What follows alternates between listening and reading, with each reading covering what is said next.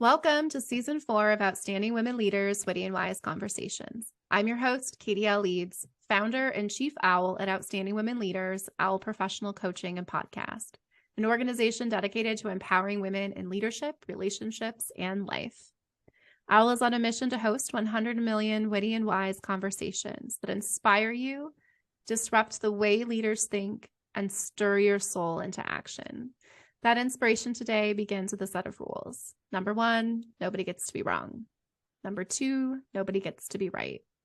Number 3, everybody gets to be vulnerable. And number 4, everything is included. We do not edit here. This conversation is exactly what it needs to be in this moment in time. We've asked our guests to join us via video to allow us to create authentic connection. Eyes are the window to the soul. You will be seen, you will be heard. There's space for you. When this conversation comes to a close, I will ask our guest 3 questions. If you've tuned in before, you know what they are. And if you haven't, you don't want to miss them. But enough about me. Today, I'm excited to welcome outstanding women leader, Vanetta Rivera, a 36-year-old mom of 3 beautiful children, ages 18, 15, and 13. Vanetta started motherhood with her high school sweetheart at the age of 17. Motherhood has never been easy and has in fact got more and more difficult as they grow older.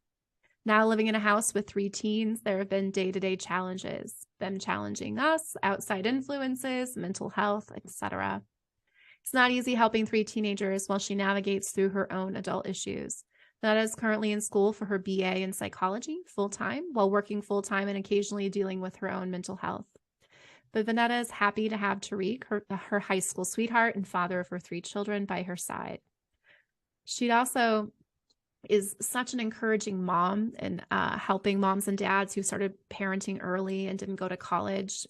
She wants you to know it's never too late. I'm excited to talk to her today about how important it is. She talks about having a therapist, how important it is to stop having a mental health stigma around those issues. So welcome, Vanetta.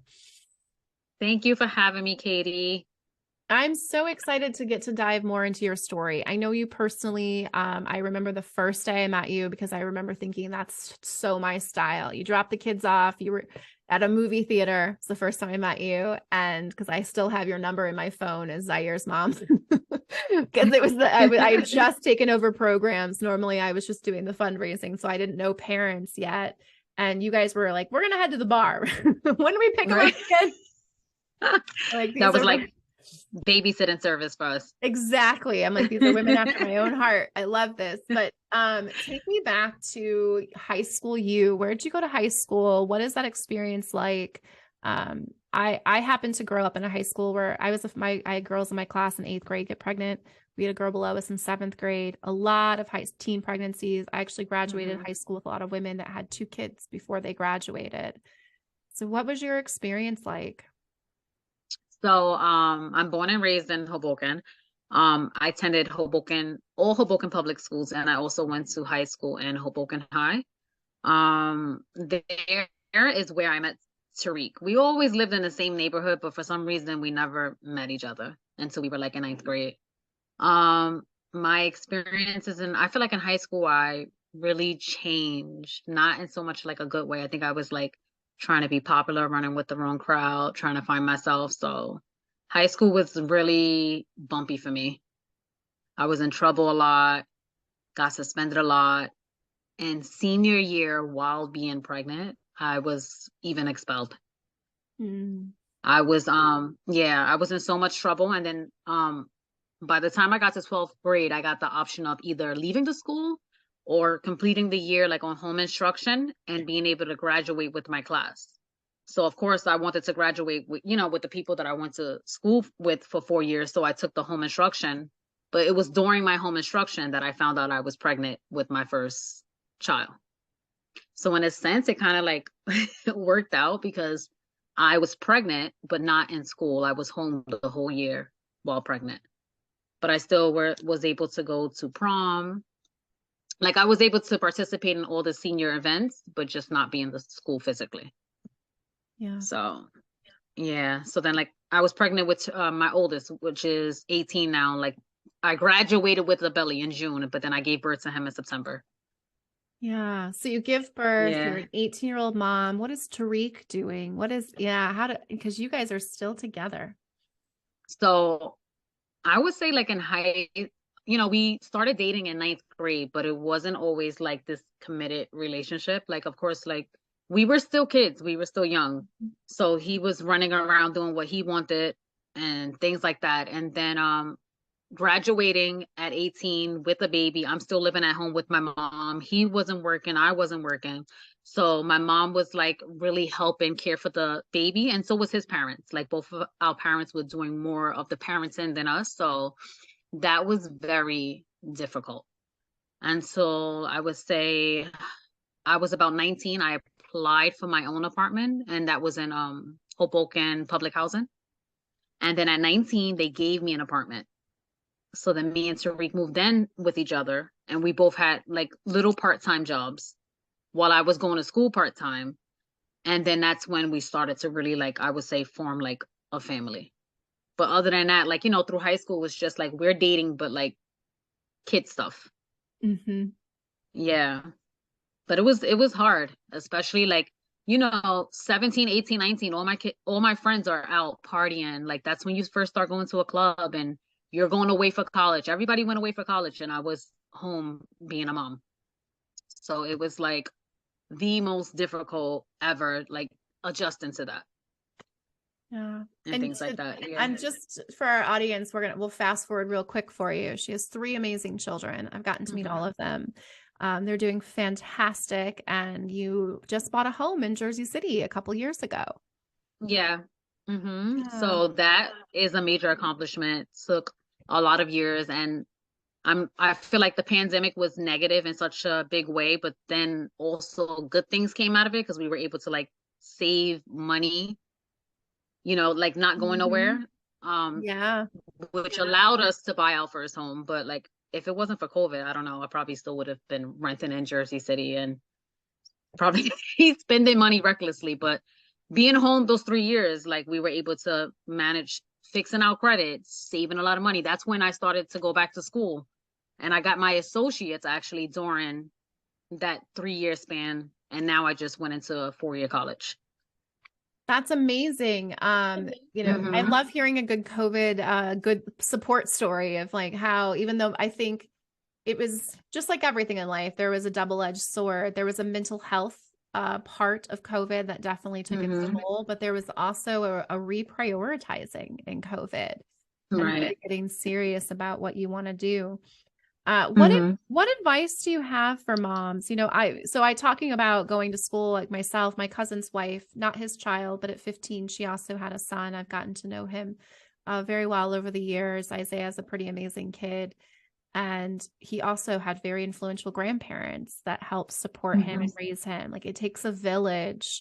What advice do you have? I think now we also often look at, well, we don't have to keep the baby, but you did. Right. Yeah. I just feel like there's always like there's always a light at the end of every tunnel. Like you might feel like you're in a dark place or like this is not gonna happen or this is too much. But um I wouldn't say I'm like super religious. I don't go to church and stuff, but I do pray and I do believe in God. And I just feel like he always puts you in the place you need to be when it's that time. Um I definitely feel like, wow, the student I am now as an adult, like I wish I was that student in high school. Like I could have been I could have been anywhere right now. Right now, like I have a GPA, like I think it's like 3.4. And when I graduated Hudson, I graduated with like high honors and just so much more focused now than I was when I was in high school. But if I had to give anybody advice, I would say go back to school. Don't let age define you. It's just never too late to give up on your dreams. Mhm. Like don't And give up on your dreams. yeah, and what are your dreams with this 4-year degree that you're pursuing? So originally I graduated Hudson Community College with an associate's in education. I was thinking about going to school to become a teacher. And then I went into 4 year college and JCU with the minor of psychology. And I'm like, oh my gosh, like I like the psychology part more than the education. But when I was in Hudson, you couldn't have like two majors. So I just strictly did education. So now in NJCU, like majority of my classes are psychology. I just changed my entire major to psychology. So right now the goal is after my BA, I have to go back and try to get my master's. And then I want to do like in school, since that's where I originally wanted to be, but like counseling, like guidance counselor, like something in Yeah. that nature. Or if not, even like outreach, like community outreach. Like I'm so into things like that. Human resources, like something in that field. Yeah. And that's so Mm-hmm. we need people like you to do that. People that are not afraid to like what you've walked the walk, you've lived the life, you know that something that Mm-hmm. was hard for me as a high school teacher is we were telling kids, if you don't go to college, you have no other options. But that's not true. You know that college is always an option for Right. you at whatever age that you are. And being able to just give kids guidance if they do find themselves taking an alternative route for whatever reason. Yeah. A And lot of things I try to express now too. I'm sorry. A lot of things I try to express now too. Because I feel like too, when you graduate in high school, that's such like a pressure. Like, oh my God, like you have to go to college. You have to go to college right away. Like college is everything. Now I'm telling my kids too. I'm like, if you're not gonna go to college, you could pick up a trade. Because it's like no one speaks about that too. I'm like, pick up a trade, electrician, firefighter, police officer.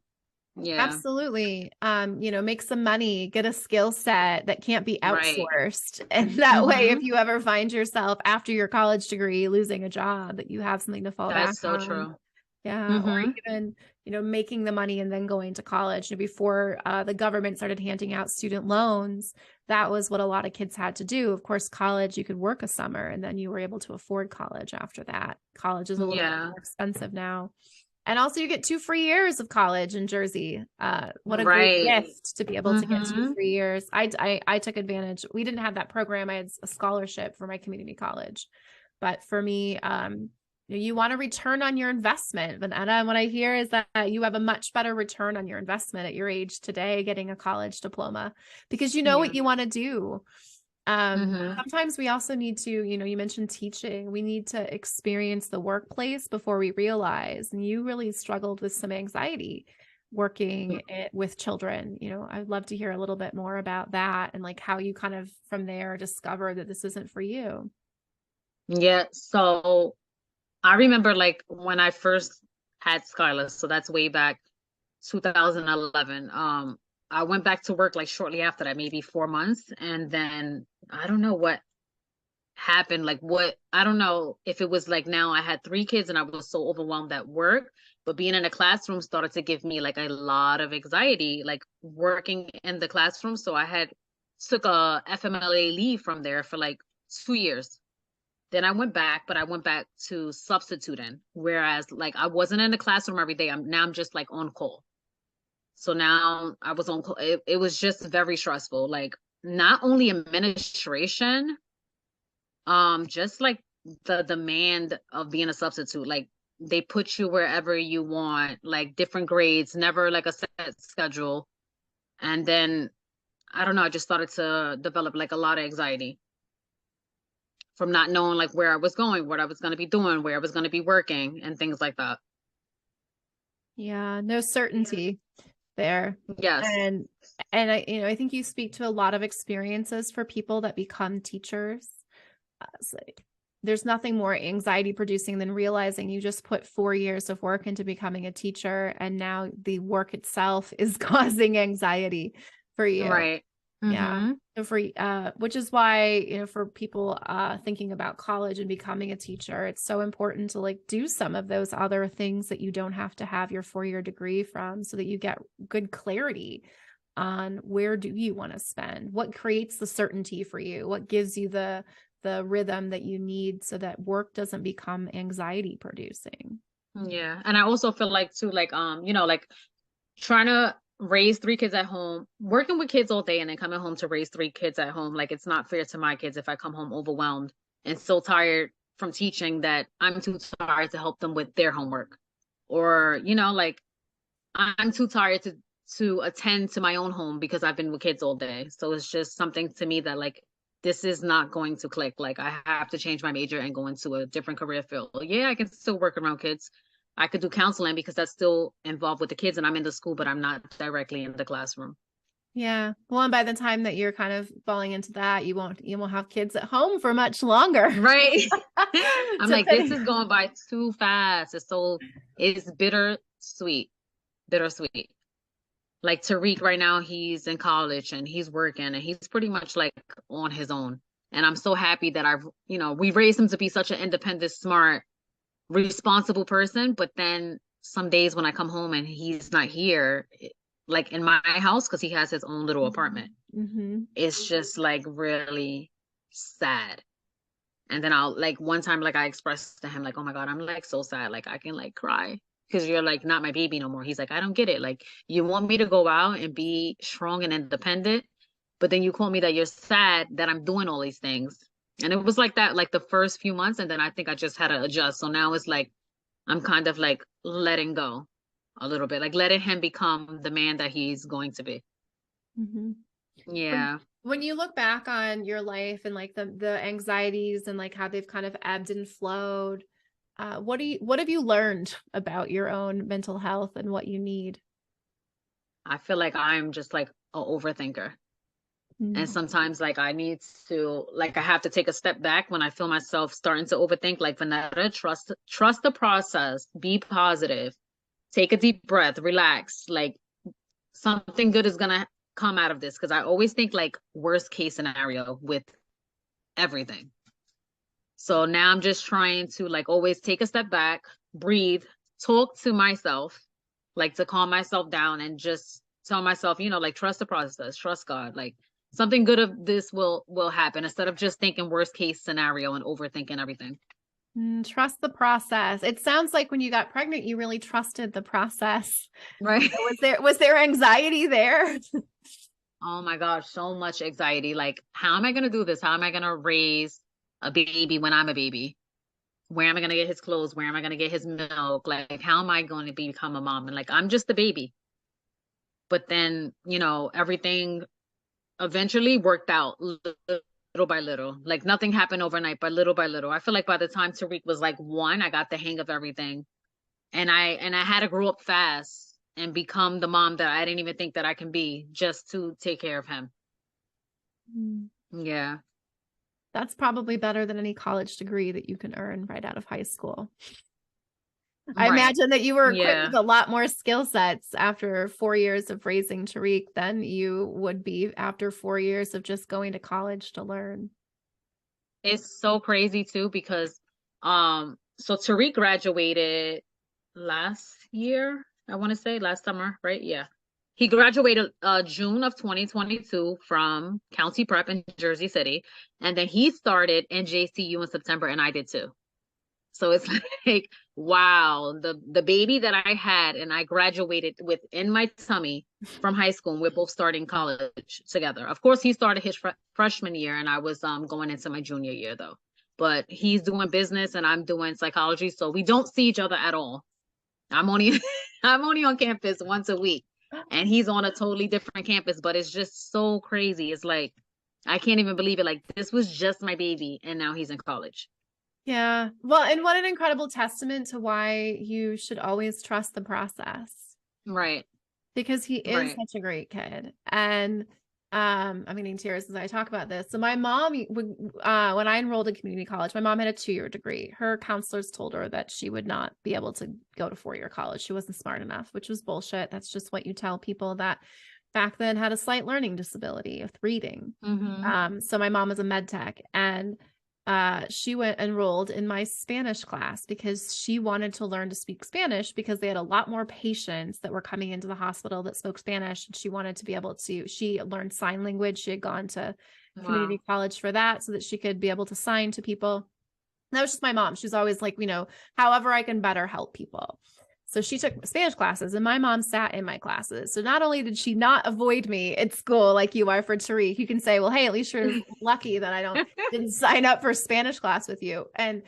But it was not only was it kind of fun a little bit to have my mom in there, but even like when she passed away, we had the same Spanish teacher that, remembered both of us and reached out to us. And I think my mom probably even though I continued with Spanish after that, she probably spoke it a little bit better than I did, because whenever she went to a Mexican restaurant, she always used her Spanish.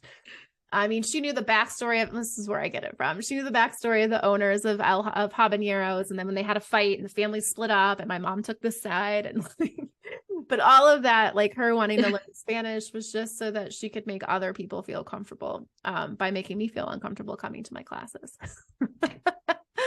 Yeah, that's awesome too, that like you were actually happy, you know, like that your mom was in your class. Like I mean, if there's an event, I was you pretending to not be happy, I think. But like now, but I have that memory now, you know, in the moment, it's such a good like, memory. this is so great. I'm glad my mom's here. Like, Yeah.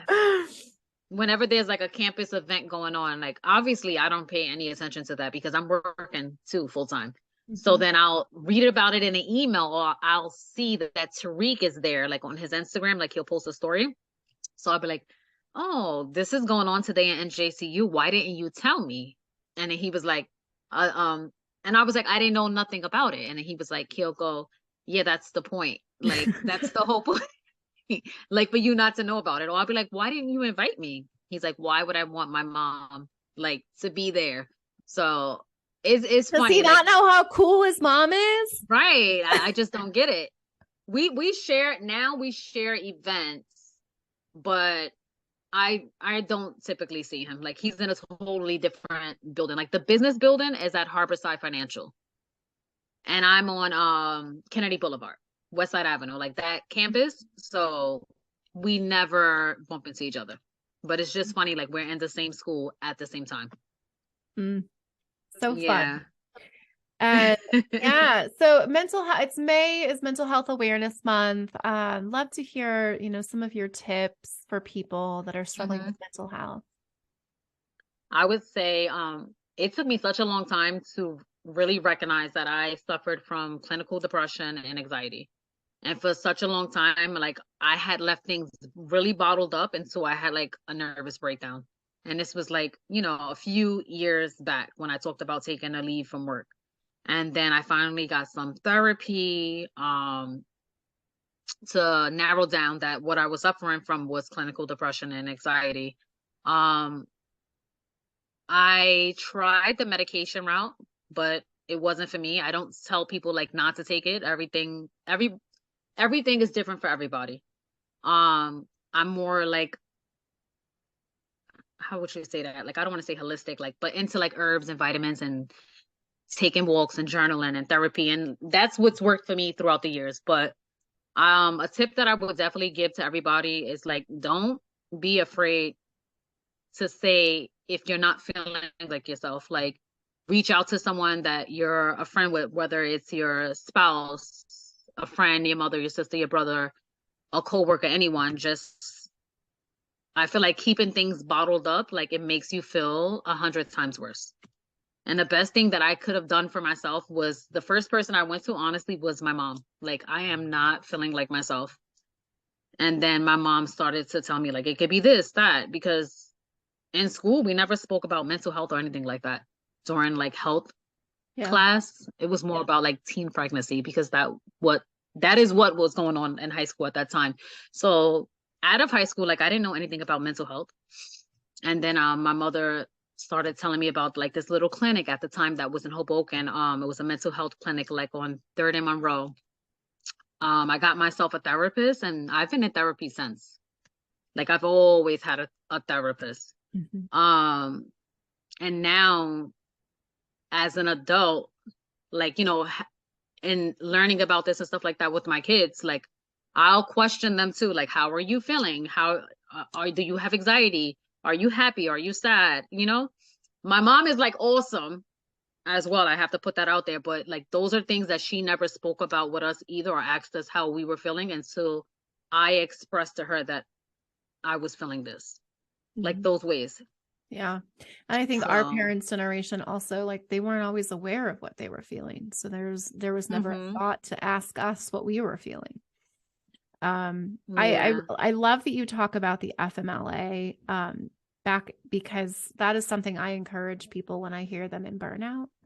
It's not something that I'd ever really considered, because we do sort of stigmatize mental health. Like FMLA to me was just something that you took if like you couldn't physically like do something, right? Like you had surgery. For me, it wasn't until pandemic where I started to realize like, oh man, there's some times where if I had just taken FMLA, my life probably would have gone in a different direction. Right. And I'm very grateful for the direction my life is in right now. So Mm-hmm. I don't regret that. But the nervous breakdown in the FMLA. So I had a moment when I was teaching on the south side of Chicago. We had an in-service that day, and I just didn't go. And I didn't email anyone. I didn't call anyone until like 1 p.m. I just couldn't. And I realized looking back, I had just put my ex-husband had just gone through chemo, dialysis, a kidney transplant, and then his dad died and he moved away. My ex-husband had moved, and like there were all these other things happening. And I finally I was never going to not show up for the kids, but for the adults, like I just got to a point where I was frozen. Right. And what I chose to do then was give them until it was January when it happened. I took action. I said, I'll be here until spring break. You've got to replace me. I need to go and be with my family, which was my ex-husband, but my husband at the time. Mm-hmm. And but I also could have just taken an FMLA. And again, I don't Yeah. regret that. But when I think back to even in Hoboken when my mom died, it was running True Mentors when that happened. And then a year later, my dad came out of the closet as a gay man. And so that was just a shift in the whole like sort of foundation of my understanding of my parents and their marriage. They both knew he was gay. I didn't. Mm-hmm. Yeah. Dad's faithful. Dad loved my mom very much. So for him, the hardest part for me was just watching him grieve. Yeah. Like Jan's like, he's been sobbing for hours. I'm like, yep, this is just where we're at today. He Mm-hmm. misses my mom so much. I mean, they grew up across the street from each other. They were like Wow. they weren't high school sweethearts. They were best friends. It wasn't until Yeah. in their 20s when my mom said, you know, should we date? And my dad said, oh, well, actually, I'm gay. And my mom said, I don't care. Like, do you want to get married? And they did. So 3 months later, they were engaged. That's my dad. When he's committed, my dad is committed. Mm-hmm. But I wasn't able to, like, I had brain freeze. And then I would try to bring sentences together and people were like, what? And I realized I had anxiety about whether or not people were going to understand me. And FMLA would have been a really great opportunity for me to prevent maybe a future kind of break that I had. So Yeah. it's really, I'd love for you to talk a little bit about, you know, your FMLA leave and like how that helped you. So my FMLA was for a long time. I don't remember because it was like years ago, so I don't want to make up a number of months, but I feel like I was like on leave for at least 6 months. And this is why like I'm so thankful for Tariq, because my little like my nervous breakdown was something that he didn't know nothing about either, but he was so scared because like all the emotions that I was telling him that I was feeling like mentally, like he's just like, you take off like as much as you need, like I'm going to work. So I had that support of him where I didn't have to worry about any finances or anything. Um, so yeah, I took those few months off while I got myself back together. And he was so supportive. Like he would work. Um, he was working plumbing at the time. So I think he would work like 6 to 2 and then literally come home and be like, okay, what are we doing? To the point that I was like so nervous, like, am I gonna burn him out? Because like, how are you not coming home tired? And like, you want to make sure that I'm okay. We would like take the train because we weren't really driving at the time, take the train into the city and like just go for walks or grab some food, come back. Like if we had money, we would like shop. And then he'll just like every day, like repeatedly, like try to make, he basically tried to tell me to like take all the self-care that I needed. Do you want to get your nails done? Do you want to like, because for years, like, can you imagine, like, I've been a mom since I was like 17. It's been nothing for myself, just like kids and work. I started working like well, I was working at 15, but I started working full time at 18. I gave birth at 17, was working full time at 18, gave birth to my second child at 21. So there was like no time for me to just be like Vanetta. Then I had Skylar, I think like at 23 23, and then I got married like 25. So it was just like one thing after the other, but no time for myself. Yeah. And then like I just got to a point where I was just sick. Like I was so sick, like with anxiety, like not feeling sad every day, crying, lost a tremendous amount of weight. And then that's when I started to talk to my mother, like, oh my God, like I went there like emotionally crying, like, Mom, like something is not right. Like I don't feel like myself. And then she was like, it sounds like depression. So then I went to my doctor, and my doctor was like, you should take a leave from work. Like, because you're feeling this right now and you're not fixing it, you're going to make yourself That's worse. a great doctor. I went to my doctor and they said, let me just write you a prescription for Lexapro. Oh my gosh. And you know what's crazy? Like he didn't want to prescribe me nothing. yeah. He prescribed me Xanax at the time, I think, because he said that he was not a psychologist and he didn't want to prescribe me nothing. And so I seen a psychiatrist first, because they're in charge of like prescribing medicine. That's an even better doctor, because I had what I thought was that person, and it was just a licensed social worker was like, that was the therapist that I had suggested Lexapro. Wow. And then the doctor that did my gyno also wrote me a Lexapro prescription. Wow. And so as you say that, I'm like, had anyone said to me, maybe you just need some time, because as you're telling that story, I'm like, yeah, it was just like one thing after the other. And it wasn't just my dad. Right. And it wasn't just that. Like, it was also, I wasn't grieving my mom because I was taking care of my dad. And when I came back for True Mentors, I was taking care of the kids in the summer program. Right. There was, and I couldn't have done it without some of the amazing volunteers that were so supportive. Like, it got me to the place of, I had enough energy to even apply for another job. And that was, I needed health insurance. That's why I had to leave that job, is because I needed to be able to afford the person that said, let's just put you on Lexapro. Right. And mental health, like, we're not for, and for me, number one, I had all the shitty side effects for the first 3 days. It was really, really horrible. But all it did was, it meant that I could stand there and not burst into tears when I was being yelled at in my office by my coworkers. It meant that I didn't go to the bathroom and cry afterwards, but it didn't heal me. It just allowed me to function just a little bit better than I was. So yeah, what an amazing doctor to just suggest that for you. Hey, it sounds like, and how I ended up doing that is I wrote a blog post I sent to a couple friends where I was just like, I wanted to quit. I was just like giving up, and not from a suicide place, because I'm like, well, I can't kill myself, my dad, but from a place of like, I just want to quit life. I just want to crawl into a hole and not have to do anything to exist. Yeah. That's burnout. And what I hear from you is that you have everything that a woman needs to get through burnout. You had a supportive partner.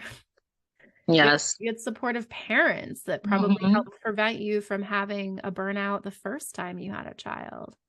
Yeah. I would just like go to my mom's house and cry. And we talk about that now, like, and it's crazy because my mom now tells us that like she was going through home like depression and we didn't know about it. And it would be days that like we would go in the room and she would be like sitting in the dark and we would be like, turn a light on, like, because we were young, and she was going through depression, but never spoke about it. So when I went to her, she's like, this is what that is. And she would just be like, just sit down and cry. Like, you need to cry it out. Like, and I would like literally go there and just like cry. And then be like, oh my God, like, yeah, that felt better because I was keeping everything bottled up. Yeah. And sometimes when you're feeling a little bit like crazy, like I don't want to tell my husband, like, oh my God, I don't feel myself. Like, I feel like I'm going crazy. So just like getting a therapist, awesome. Like, this is a person that you can tell anything and you don't feel like you're going to be judged. Not saying that Tariq would judge me, but just sometimes like, like if you're going through like mental health things, it's just uncomfortable to tell. Yeah. I also think it's important that you're giving those mental health burdens to someone that's a professional, and not always to your people to have to support you. Yeah. Hearing you talk about Tariq just makes me want to just makes me smile about Dan, because that's really who he is. So support. What do you need? And he knew, like, I needed to go to Illinois. I didn't need to stay here. Like, he just whatever I needed, he was going to make sure I had it. And because of that, I don't know that I'm going to necessarily ever have to struggle again, because I've never in my life had someone that was able to support me when I needed it.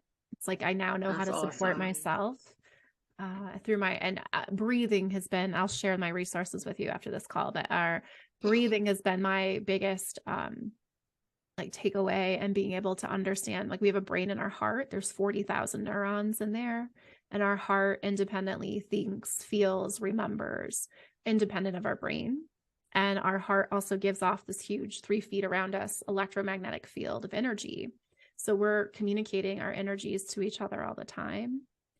And in ancient Chinese medicine, they talk about when the soul arrives, the heart arrives.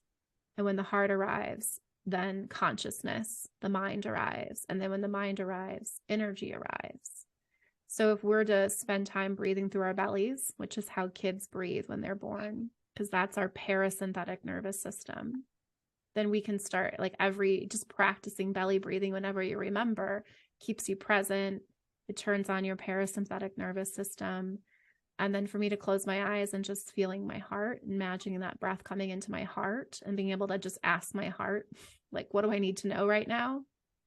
Has been an incredible shift, because now my heart is able to send signals to my brain. Like if we take a heart and transplant it into someone, that person's taste buds will change.